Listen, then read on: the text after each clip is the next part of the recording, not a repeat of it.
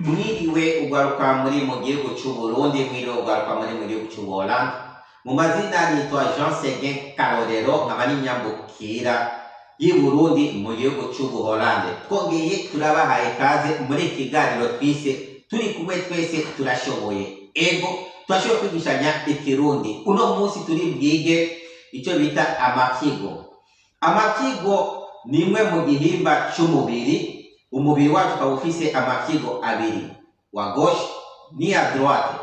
Amafyigo ikaba ari igihimba kijeje kuyungurura ubucafu buze buzanana mu maraso cyangwa mu yindi mitsi cyangwa mu byo tunywa byose, aho biza bizanana byose bigombye guca mu mafyigo kugira amafyigo ayungurure, hanyuma ibivuye mu mafyigo niyo amasobe acagenda hano mu giteko cy'amasobe. Alors, aha twashatse kubereka icyayi uzohora unywa, ni n'umuti unywa, hanyuma cyo kijeje gusa koza amaraso y'iwacu cyangwa ikintu cyose ushize mu kanwa cyo kunywa. Alors, icyo cyayi nacyone icya mbere ni ikimubona, bakita donc persil. Le persil zijeje donc iyo unyoye icyayi cya persil kijeje gusa koza donc amaraso y'iwacu, hama tukaba dufise menthe nayo ikabijeje koza donc imizi y'iwacu, ainsi de suite. Bon, rero ikindi kintu nacyo twashaka kubabwira ni icyayi iki cyayi mubona muri icyo gihe ibi byose ushiramo indimu. Ikindi cyayi twashatse kubereka ni iki cyayi bayita clou de girofle. Clou de girofle ikabijeje iki cyayi iyo ukinyoye cyo kigenda kwica amabakteri yose ari mu mubiri wacu, urumva. Hanyuma ibivuye deshe zose ziri mu maraso iyo zimanutse mu manani y'iwacu, mu mapumo, mu marin y'iwacu, amafyigo, muri icyo gihe bishikayo ni deja bien filtré. Ni ukuvuga iki, unywa iki cyayi cya clou de girofle, ni ukuvuga ushyiramo aka kadimu mubona muri icyo cyayi, cyangwa ukajya mu ndya ino clou de girofle. Muri icyo gihe ijya twita ama-infection y'amaraso, ama-infection y'igitereko cy'amasobe, ibyo byose ntibizokwigera bigushikira. Twabasaba mwebwe abajene bo mu gihugu cy'u Burundi, umunsi ku munsi cyangwa rimwe ku ndwi muze muranywa iki cyayi cya persil cyangwa menthe cyangwa clou de girofle kugira utazokwigera urwara infection n'imwe y'amaraso cyangwa infection y'igitereko cy'amasobe. Birababaza ku mukobwa afise ano ma infection y'amasobe, ukagenda gusoba ukumva igitereko kiba kirababaza cyangwa idonido.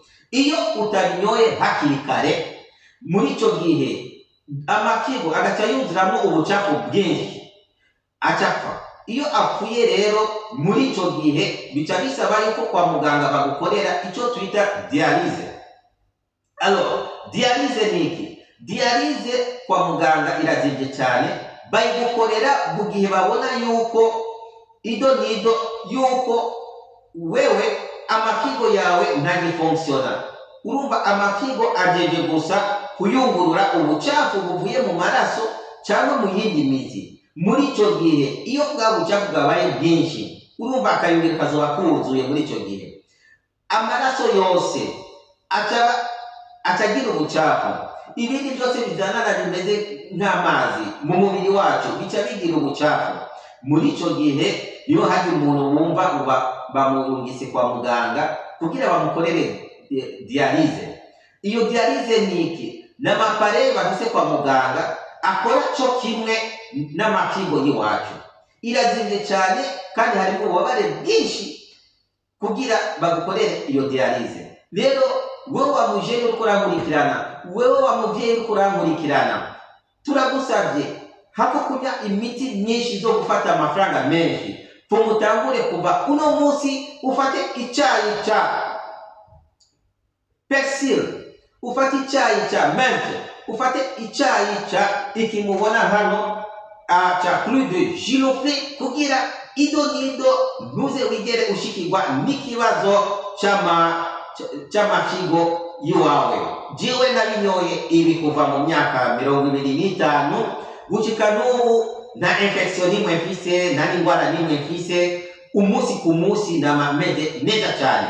Rero nk'umurundi wiwacu nagusaba umunsi ku munsi uzakurikirana Sege TV kugira ibyigwa twigishe nawe nibize bigutanye uzurabibona umunsi ku munsi. Ufise ikibazo cy'indwara ufise, turungikire muri commentaire iyo ndwara kugira tugutorere umuti utagusaba inoti nyinshi. Aha n'amafaranga 2000 gusa kubona ibi biri muganga. Murakoze cyane mwebwe mukurikiranye iki kiganiro. Imana nibahezagire, twese dusangwe Uburundi nkuko umukuru w'igihugu yaba yabivuze ya mbono y'iwacu y'ibihumbi 2040 n'ibihumbi 2060. Umurundi w'akaejo azabaho adafise infection nimwe. Murakoze cyane, Imana nibahezagire, hezagirwa, dusangwe Uburundi. Merci beaucoup.